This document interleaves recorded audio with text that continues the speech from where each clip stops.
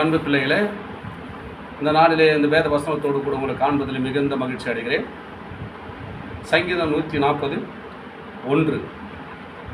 கர்த்தாவே, பொல்லாத மனுஷருக்கு என்னை தப்பிவையும், கொடுமை உள்ளவர்களுக்கு என்னை விலக்கி ரட்சியும். நம்ம எங்கே இருக்குங்க? பொல்லாத உலகம். இந்த உலகத்தில் வாழும்போது பொல்லாத மனுஷன் மத்தியில் நம்ம வாழுகிறோம். நம்ம வீட்டு பக்கத்தில் பொல்லாதவர்களாக இருக்கலாம், வேலை ஸ்தலத்தில் பொல்லாத மனுஷன் நம்ம கூட இருக்கலாம். அநேக இடங்களில் நம்ம நல்லா மனுஷனோட நம்ம வாழ்வது இல்லை. அநேகர் எல்லாருமே நல்லவனாக இருப்பதே இல்லை. அதனால தான் ஆண்டவர் சொல்கிறாரு, நல்ல ஒரு மனுஷனை நம்ம வாழணும்னு சொன்னால் ஆண்டவர் உங்களுக்கு ஒரு வசனத்தை ஞாபகப்படுத்துகிறார். பொல்லாத மனுஷர்களுக்கு என்னை தப்பிவையும். நாங்கள் தான் வாழ்ந்தாகணும், வேறு வழியே இல்லை. எல்லாம் பொல்லாதவர்களாக இருக்காங்க. நான் அந்த இடத்துல போய் வேலை ஸ்தலத்தில் வேலை செய்கிறேன், என்னை வேலை ஸ்தலத்தில் ஏதாவது ஒரு மாட்டி விடணும்னு எதிர்பார்க்குறாங்க. பொல்லாத மனுஷனை கூட நான் வேலை செய்கிறேன்டா, என்னை தப்பிவையும் ஆண்டவரை. யாரெல்லாம் எதிர்பார்க்குறாங்க? பொல்லாத நிலைவில் தாவீது மாட்டிக்கொண்டு இருக்கும்போது, இந்த பொல்லாத சூழ்நிலையிலேருந்து என்னை மாற்றி அமையம்பான்னு சொல்லிட்டு ஆண்டவரை தாவீது உருக்கமாக கேட்கும்போது, தாவீதுடைய அந்த இக்கட்டான நிலைமைகள் எல்லாம் கர்த்தர் மாற்றி ஆசீர்வதித்தாருங்க.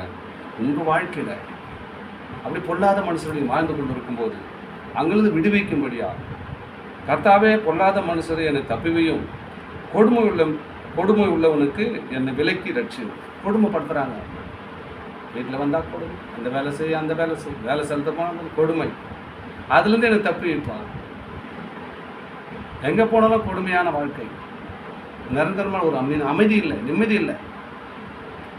தாவீது அப்படிப்பட்ட நெருக்கத்தில் இருக்கும்போது கர்த்தரை நோக்கி கூப்பிட்டார். அவர் எல்லா நெருக்கத்தையும் விசாலமாக படுத்தினார். உங்கள் வாழ்க்கையில் இந்த வார்த்தை கேட்டுக்கிற அன்பு சகோதரனே, அன்பு சகோதரியை, நீ கர்த்தரை நோக்கி கூப்பிடுங்க. கர்த்தாவே, பொல்லாத மனுஷன் தப்பி வைங்க. யாரெல்லாம் சொல்ல போகிறீங்க? பொல்லாத மனுஷன் இந்த தப்பி வைங்கப்பா, கொடுமைப்படுத்துகிற இடத்துலேருந்து என்னை விடுவீங்கப்பான்னு யாரெல்லாம் சொல்ல போகிறீங்களா? உங்கள் வாழ்க்கையை நிச்சயமாக கர்த்தர் மாற்றுவாங்க. மனுஷன்கிட்ட சொல்லாதீங்க, யாருக்கிட்ட போய் பேசாதீங்க. தேவனிடத்திலையும் உன்னுடைய இருதயத்தையும் தேவனுடைய இருதயத்தோடு கனெக்ட் பண்ணுங்கள். நிச்சயமாக கர்த்தர் உங்கள் இருதயத்தினை இயேசு அறிவாராம். நிச்சயமாக உங்களை கொடுமை உள்ள இடத்துக்கு, பொல்லாத மனுஷன் உங்களை விடுவித்து கர்த்தர் உங்களை ஆசீர்வதித்து வழி நடத்துவாராக. ஆமென். God bless you.